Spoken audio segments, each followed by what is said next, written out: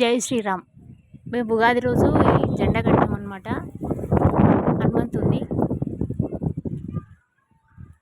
అయితే అది బెండ్ అయింది బాగా, అందుకనే మా బాబుతో మళ్ళీ దాన్ని ఫిక్స్ చేపిస్తున్నా పిల్లర్కి. మన కరివేపాకు చెట్టు జాగ్రత్త పెట్ట, అది ఇట్లా బయటకు ఉంచకు మళ్ళీ. ఇది కూడా ఇట్లా లోపలికి మంచి బెండ్ చేసి, వైర్లు బయటకు అస్సలు ఉంచకు, దేనికన్నా పడతాయి మళ్ళీ. ఇదన్నమాట.